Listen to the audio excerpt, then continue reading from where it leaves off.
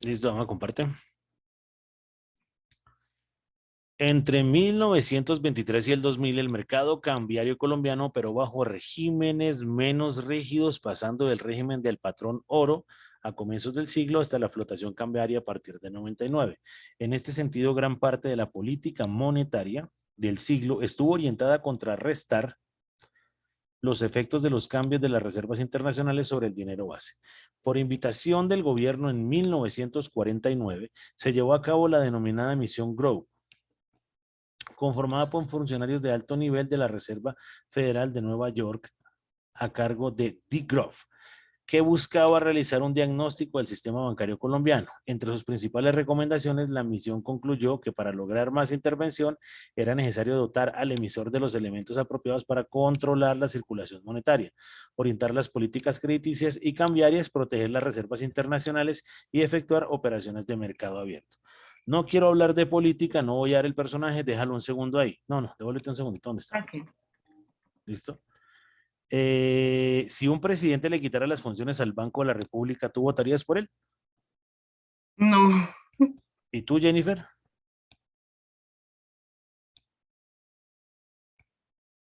Jennifer no me está parando bolas. Profe, ¿me repites la pregunta? Qué pena. Que estoy estresada con lo del portátil, profe. Bueno, por ahora Qué olvídese pena. por un solo segundo de eso y mira lo que está en pantalla en grisecito.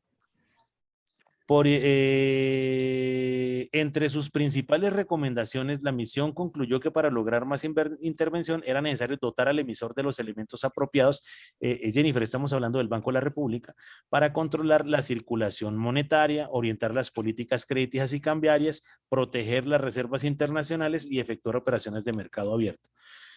Si uno de estos candidatos que se va a volver presidente quitara las funciones del Banco de la República, ¿tú estarías de acuerdo con eso?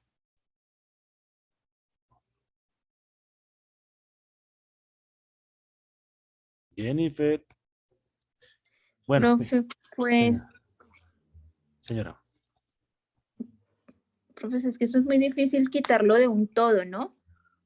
Primero, eso toca cambiar la constitución, pero la característica, Exacto. la característica natural es que los bancos de la República anteriores habían sido un fracaso. Este ya medio está funcionando, tiene sus inconvenientes, pero ha hecho que la economía colombiana en medio de todo sea medianamente robusta. Es muy complejo quitar todo eso para dejarle una impresora a un presidente. ¿Listo? No lo estoy diciendo por Petro, ni lo estoy diciendo por Duque, ni lo estoy diciendo por el otro, ni por el loco ese de Bucaramanga, ni por los profesores que quedaron por ahí, no. Simplemente es que tengamos un desarrollo y entendamos el por qué. ¿Listo? Por eso necesito que se mastiquen ese trabajo porque este tipo de conversaciones seguramente va a ser la sustentación y tienen que defenderse como gato chiquito. Listo, muy bien. Las anteriores ideas llevaron a que se presentara ante el Congreso un proyecto de ley sobre la orientación del crédito bancario. En este proyecto, creo que le quitamos la tilde, se facultaba al Banco de la República a fijar el encaje legal de las instituciones del sistema financiero, el cupo para préstamos y descuentos de las mismas, así como la tasa de interés y los plazos que debían regir sobre los créditos dentro de la política crediticia que estimase el banco emisor. Ahí falta un punto y a todo eso de ahí arriba le quitas lo amarillo que ya está bien. Si quieres lo de una vez para que no te enredes.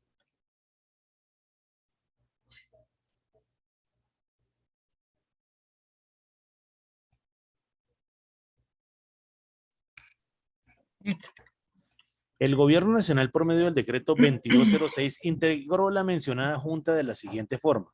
El ministro de Hacienda, quien la precedía, los ministros de Fomento y Agricultura, el jefe del Departamento Nacional de Planeación y el gerente del Banco de la República. De esta forma, la diferencia de la junta del Banco de la República, la junta monetaria, que quedó integrada solo por funcionarios del Ejecutivo. A ver, que eso está raro. El Gobierno Nacional, por medio del decreto 2206, integró la mencionada junta de la siguiente forma. El ministro de Hacienda, quien la precedía, los ministros de Fomento y Agricultura, el jefe del Departamento Nacional de Planeación y el gerente del Banco de la República. De esta forma, a diferencia de la Junta del Banco de la República, la Junta Monetaria quedó integrada solo por funcionarios del Ejecutivo, quedando así el gobierno como el único responsable de adelantar política monetaria, cambiaria y crediticia.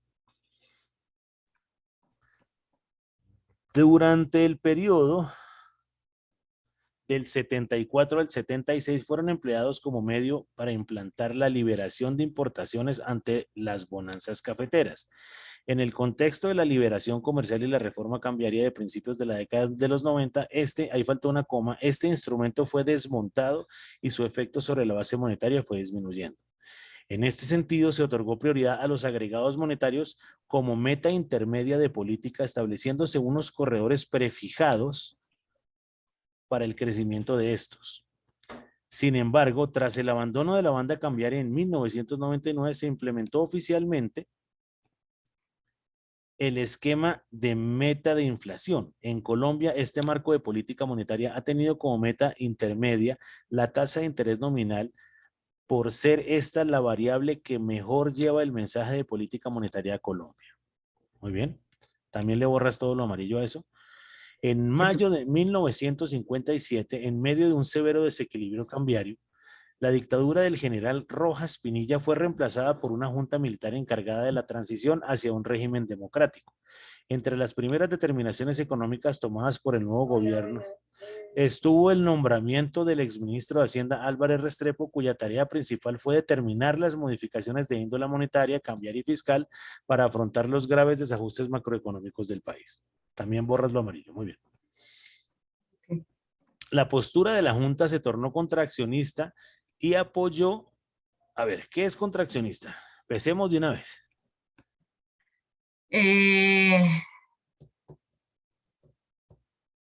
Como con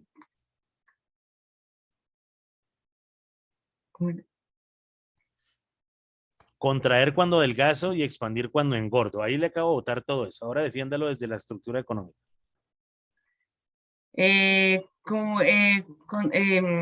contraer una acción, como las acciones, los valores. Estoy preocupado y estresado con ustedes, caramba. A ver, acuérdate de una cosa.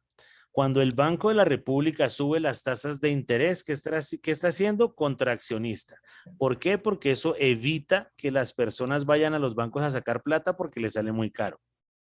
¿Listo? Y la gente, como todos los días gasta plata, se queda sin dinero, lo que implica que el de la tienda no puede vender la libra de tomate a 800 pesos porque es muy caro. Esto es un ejemplo. Entonces tiene que bajar el precio para que la gente pueda comprarlo. Por eso el gobierno, por eso el Banco de la República, sube las tasas de interés, generando un escenario contraccionista.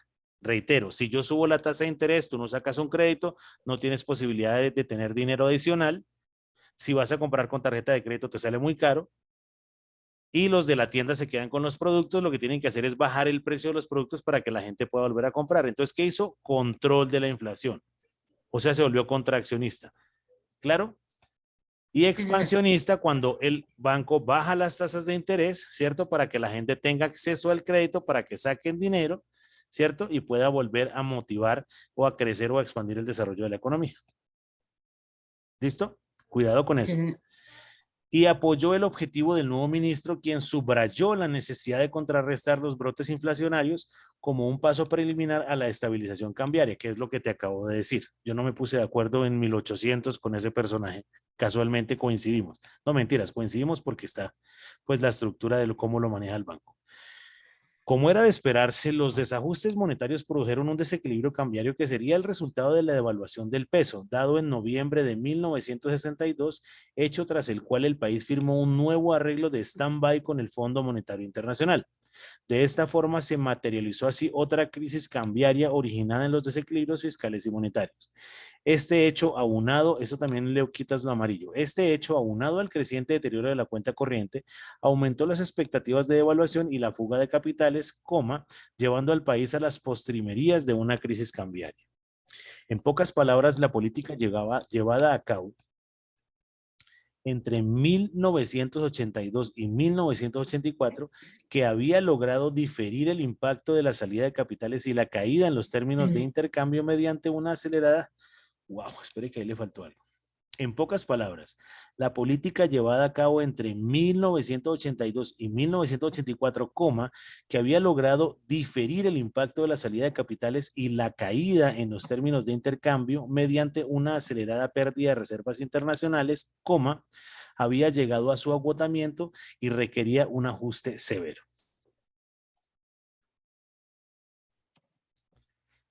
Sin embargo, a la postre, esta política mostró su agotamiento, pues buena parte de la emisión se reflejó en un drenaje de reservas oficiales y llevó al país al borde de una crisis cambiaria. Niñas, Estefanía, Jennifer, los que vayan a ver esta clase, Edward, Rafa, nómbrenme, Esmeralda, ¿quién me faltó? Heidi, ¿quién más? No más, ¿cierto? Creo que no más, profe. Bueno, y si se me escapa uno, lo siento. Para evitar el dolor y el sinsabor que puede estar sintiendo Jennifer en este momento, guarden una copia en la nube, guarden una copia en el Outlook, guarden una copia en el OneDrive, guarden una copia en lo que quieran guardar una copia, mándenle al novio, al amigo, al vecino, al perico para que no vaya a pasar esta vaina. ¿Listo? Que ella debe estar estresada y si no hay copias yo también me sentaré a llorar. Muy bien. Bajo estas circunstancias, el país incrementó notablemente su endeudamiento externo, en particular el sector privado, cuya deuda externa aumentó del 5 al 18% del Producto Interno Bruto entre el 91 y el 98.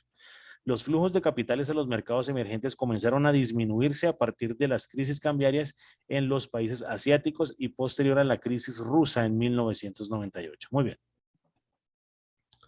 Después de 2 meses de tranquilidad cambiaria, durante los cuales el banco suministró liquidez mediante la compra definitiva de títulos del Tesoro Nacional en el segundo mercado secundario y flexibilizó el acceso a los cupos de redescuento en mayo y junio, el banco tuvo que vender divisas por 432 millones y restringir el acceso de liquidez por parte de entidades financieras. Muy bien. Ante la nueva presión cambiaria, la Junta decidió suspender temporalmente la compra de títulos. ¿Qué son los TES? Títulos de tesorería del gobierno, ¿no? Igual que los TIDIs, y son operaciones de mercado abierto, y no reponer la liquidez que se perdía en el mercado monetario. Como resultado de estas medidas, tanto la volatilidad como el nivel de la TIP, no tengo ni idea qué significa la TIP. Como resultado de estas medidas, tanto la volatilidad se incrementaron, mientras que los medios de pago exhibieron incrementos anuales negativos por primera vez en este episodio del Pacto de Caballeros. No sé qué es la TIP. ¿Listo? Tasa intercambiaria del Banco de la República. Excelente. Entonces, ahí colocas TIP y entre paréntesis coloca eso, tasa interbancaria del Banco de la República. Ok. ¿Listo? Como resultado, colócalo una vez. Tasa interbancaria del Banco de la República.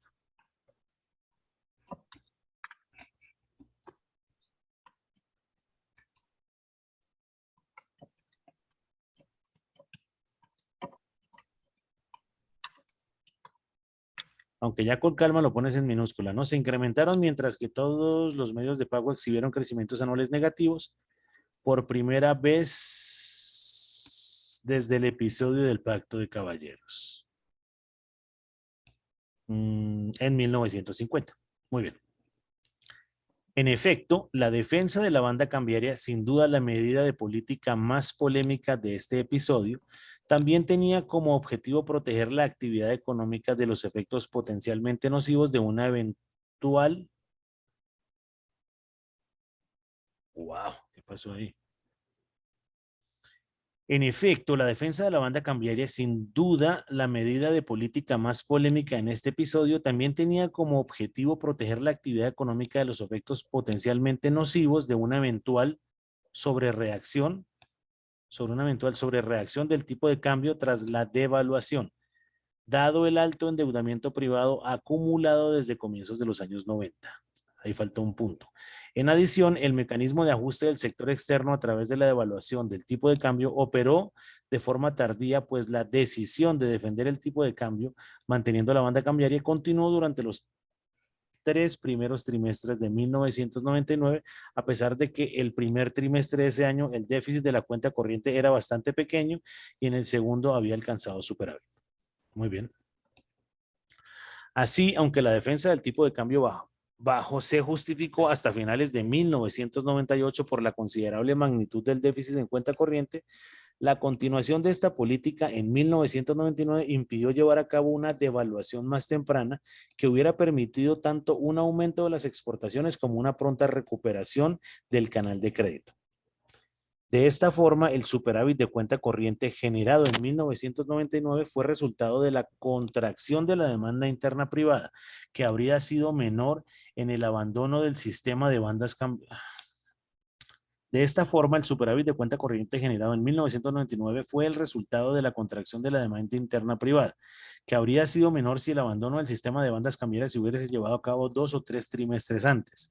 La magnitud del ajuste se reflejó en la reducción de la inflación superior a la programada. De hecho, el incremento en el nivel de precios fue inferior en casi 6 puntos a la meta inicialmente programada por el Banco de la República del 15% para el 99. Muy bien. Tras el nuevo comienzo,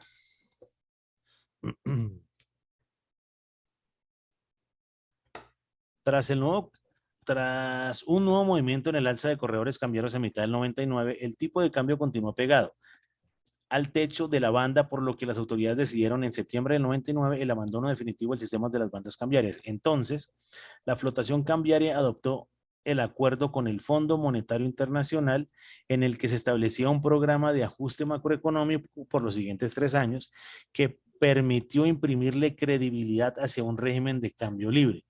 Posterior a esta medida, la tasa de cambio tuvo una notable estabilidad. Durante los últimos años, las políticas macroeconómicas de Colombia han migrado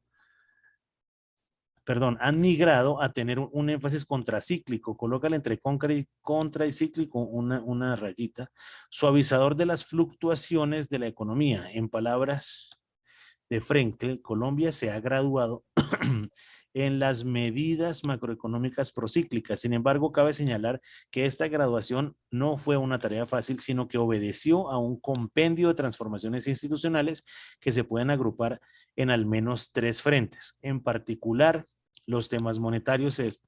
en temas monetarios se destaca la consolidación del régimen conocido como inflación objetivo, establecido formalmente desde 1999, y la flotación cambiaria.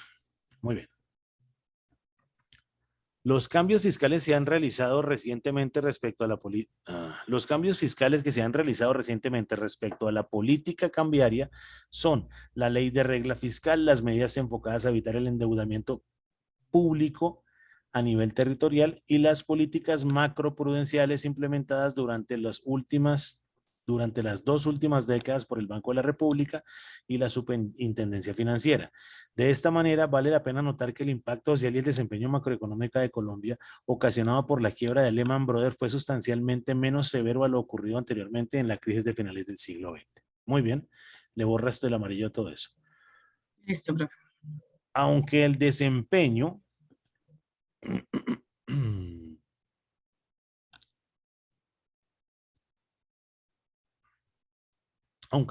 de conjunto de las variables macroeconómicas en Colombia durante los años 1999 y 2002, todavía deja mucho que desear, especialmente en el plano del crecimiento y el empleo, es indudable que se han hecho progresos importantes en el manejo de los instrumentos a cargo del Banco de la República. ¿Sabes que ese fondo amarillo me tenía loco?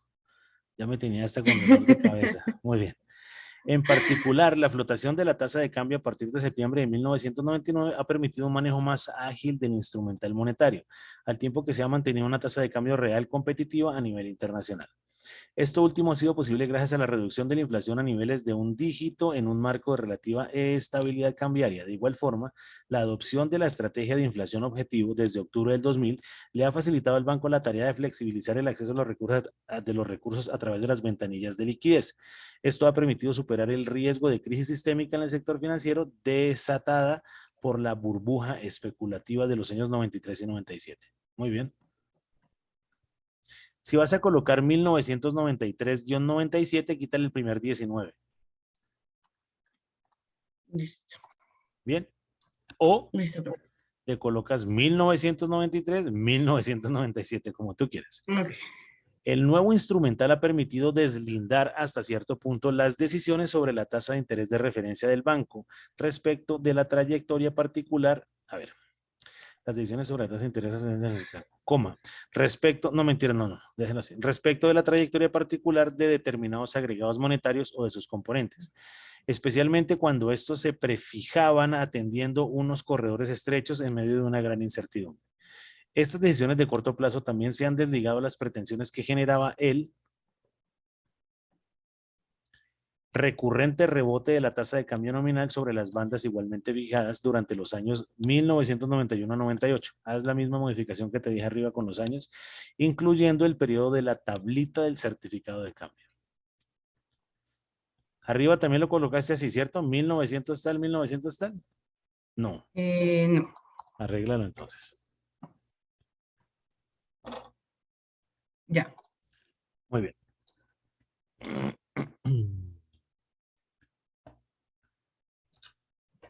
Esto ha ocurrido en una coyuntura internacional muy compleja y volátil, la cual ha impedido obtener los frutos deseados en materia de crecimiento, no solo en Colombia, sino buena parte de América Latina. Por ejemplo, el periodo 98-2001 se caracterizó por dos crisis internacionales, la del sudeste asiático en 1997-1998, con sus coletazos sobre Rusia y los mercados emergentes y la recesión mundial del 2001 al 2002, con los agravantes provenientes del terrorismo del 11 de septiembre, de septiembre 11 y el estallido de la crisis argentina. Muy bien. Sube. Al mismo tiempo se presentó una prolongada caída de la demanda agregada interna, agravada por la crisis financiera local y la agudización del conflicto interno. Todo esto ha tenido graves repercusiones fiscales. Para colmo de males, la necesidad de sufragar las pérdidas derivadas de los desmanes en el manejo de la banca pública, 1993-1997. Coloca ley 19 antes del 97. Ahí. Y la crisis del sistema hipotecario, perfecto. No dejaron alternativa distinta a la de recurrir a la adopción de impuestos a las transacciones financieras 2 por mil a partir de diciembre de 1998 y su posterior elevación. Desde enero del 2020, 3 por mil, este impuesto ha implicado un incremento neto a la carga tributaria cercano al 0.7% del PIB. En momentos críticos para las empresas y los agentes económicos en general, drenando así el ingreso disponible para la inversión y el consumo privado. Este conjunto de factores determinó por distorsionar y aniquilar el uso de los agregados monetarios como una meta intermedia, al alterarse de forma abrupta la composición de la base monetaria en términos del efectivo y la reserva bancaria. Muy bien. De paso, se afectó el apalancamiento financiero, pues el multiplicador bancario de los diferentes agregados se volvió difícil de proyectar, al variar también los componentes del ahorro financiero. Igualmente, el estallido de la burbuja especulativa tuvo graves efectos colaterales sobre el proceso de profundización financiera, al igual que ha ocurrido en varios países de la región. El caso más dramático ha sido el de Argentina, donde los impuestos a las transacciones se elevó a 6 por mil.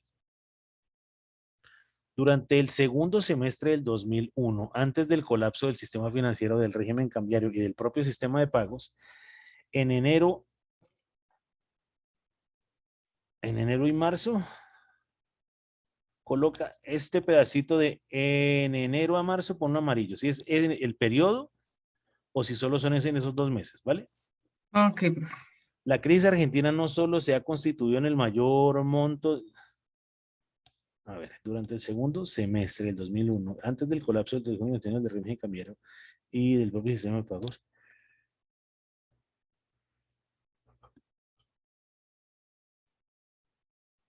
es que yo creo que no solo ha constituido en el mayor monto de la deuda soberana repudiada de forma generalizada.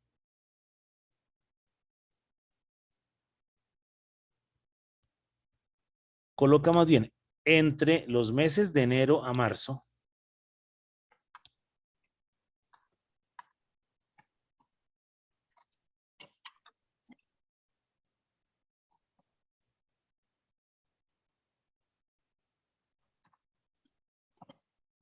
Quítale el punto y colócale una coma. Quita la L mayúscula, excelente. Así sí ya queda mejor y borra lo amarillo. Yo no dije eso, ¿no? Eso lo hizo usted. ¿Listo? La crisis argentina no solo se ha constituido en el mayor monto de la deuda soberana repudiada de forma generalizada, sino en la cesación de pagos de mayor duración, cubriendo más de un año desde diciembre del 2001. En este contexto histórico, es entonces notorio el progreso del Banco de la República en materia de afinamiento de sus instrumentos de política monetaria y cambiaria, coma, quítale el punto seguido y colócale una coma, ahí abajito,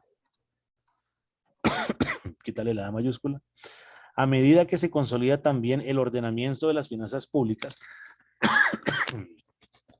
Espera, cojo un poquito de agua, dame un segundo. Bueno, profe.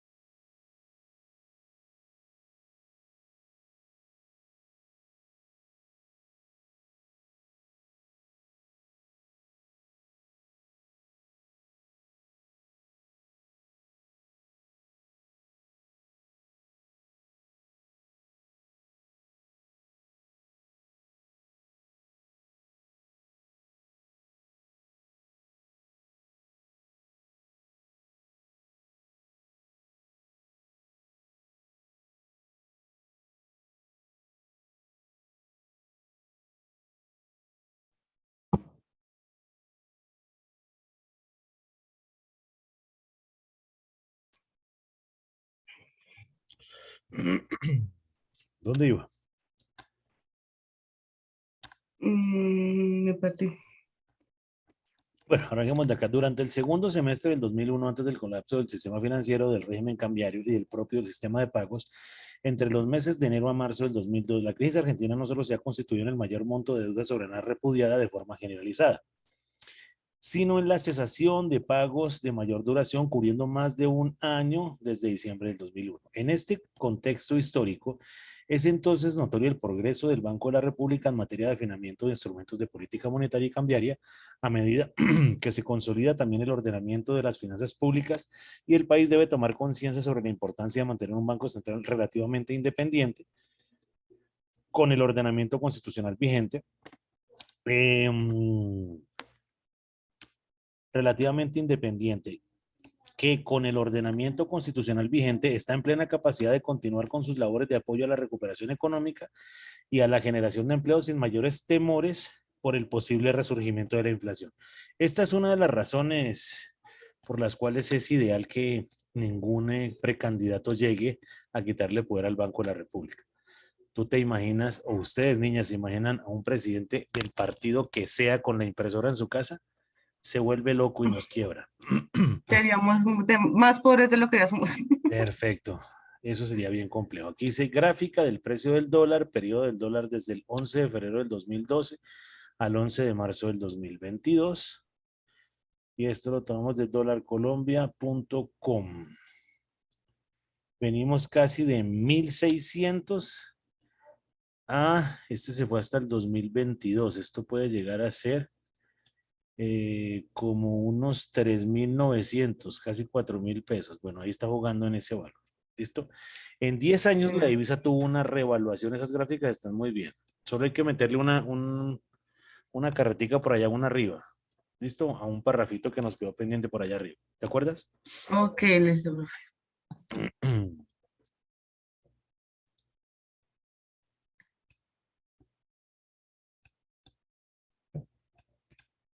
O sea, si aquí meterle otro párrafo, ¿sí, No, profe? no, no, no, no, no.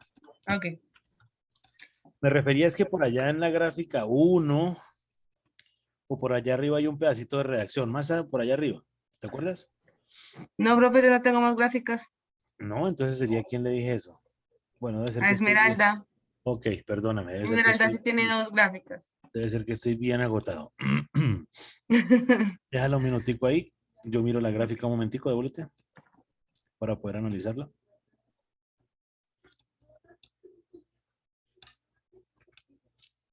tuvimos un pico en marzo del 2020. Tuvimos un pico duro en marzo del 2018. Listo, muy bien. Bajo ahora sí. En 10 años la divisa tuvo una revaluación del 70% y se movió al compás de la cotización del petróleo. Según Gabriel Forero Oliveros, al inicio del gobierno... ¿Quién es Gabriel Forero Oliveros? Es un... Colocaré ahí entre paréntesis, periodista, profesor, loco, filósofo, abogado, Ok. alguna vaina. Bueno, yo ahorita lo pongo. Ahorita lo pongo.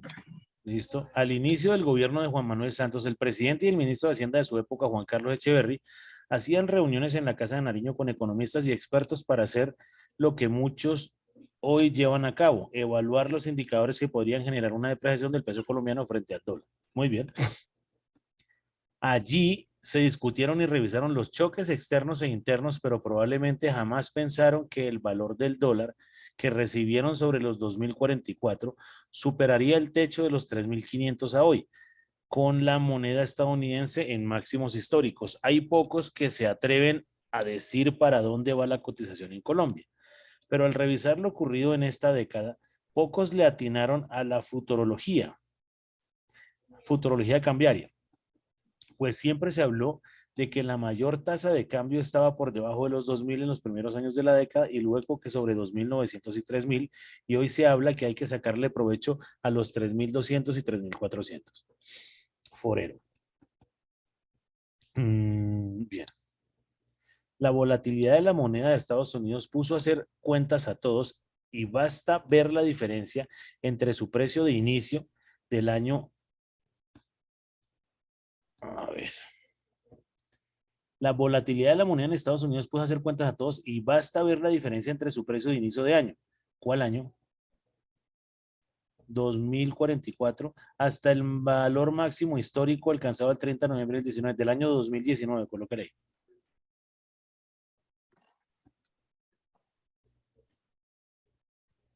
Y quita el 2019 que está después de noviembre.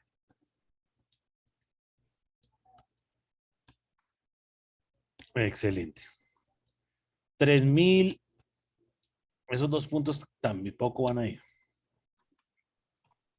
3.522, alcanzaba el 3.500, causado por ello el mercado, causado porque el mercado, quita el puntero de ahí, causado porque el mercado salía de activos emergentes y se refugiaba en la divisa. En total, la diferencia se resume a más de 1.478 y una devaluación superior al 70%. Sin embargo, este monto aumenta si se compara el valor mínimo de la década, que se dio el 15 de junio del 2011, 1.748, y la tasa representativa más alta jamás registrada, pues la diferencia aumenta de 1.774, es decir, una caída superior al 95.5%. Para los expertos y operadores cambiarios hay varias razones que han generado este comportamiento en relación peso-dólar y la principal es la exposición a la cotización internacional de los precios del crudo, ya que cualquier fluctuación del commodity se sentía como un sismo de la economía local. Muy bien. Apaga ese luz.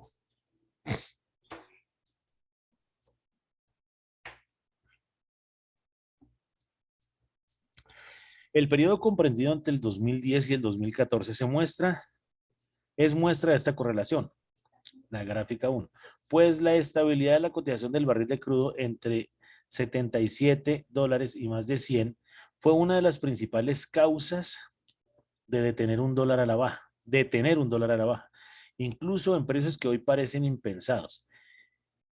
En estos años, la causa del cambio fluctuó entre 1.774 y 2.000, anulada por la materia prima que sentía la reactivación de las economías que empezaban a levantarse de la crisis financiera del 2008, principalmente la de Estados Unidos y la de algunos emergentes que demandaban petróleo para acelerar sus procesos de producción. Además, según la casa de bolsa, en este periodo hubo cierta estabilidad en el déficit de cuenta corriente colombiana que estuvo alrededor del entre el 2.5. Ese menos o ese guión creo que era una coma. Es más, quítalo, no le pongas uno, quita la coma y colócale I, espacio I. Perfecto, entre el 2.5 y 3%, lo que en definitiva creó un cóctel para que los precios bajos del dólar, el precio en máximos y el país aprovechando lo que posteriormente dijo que habría sido un efecto de la enfermedad holandesa, terminara creciendo al 5.9 en el 2011. Esa enfermedad holandesa la vas a llevar a tu marco conceptual. ¿Qué es la enfermedad holandesa? Diga, no sé, bro. No sé. Resulta que hay un país que los Países Bajos, hoy en día, que es Holanda, se le dice Países Bajos porque están por debajo del nivel del mar. ¿Listo? Eso es un poco de historia ahí. Pero resulta que Holanda, lo único que producía, ellos tienen una flor muy bonita que se llama el tulipán. ¿Listo? Y era lo único que tenían como medio de exportación para traer dinero extranjero a su país.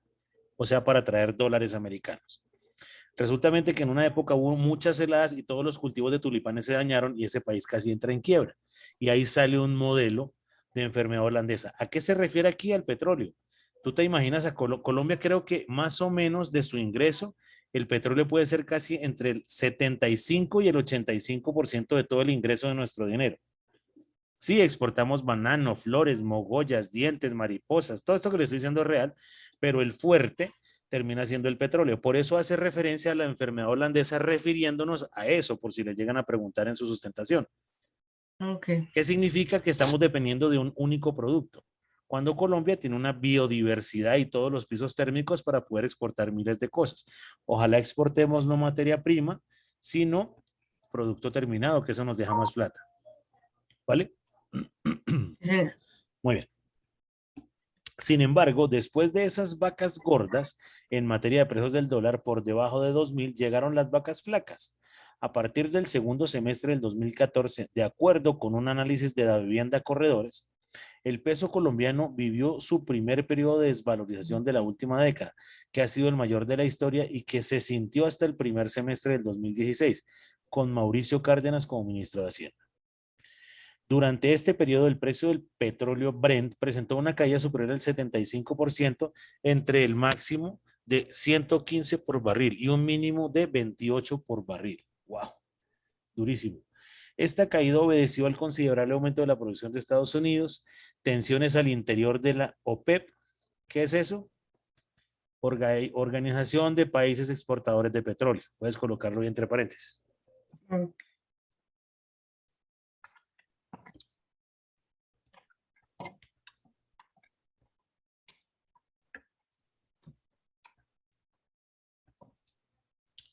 No, Organización de Países Exportadores de Petróleo.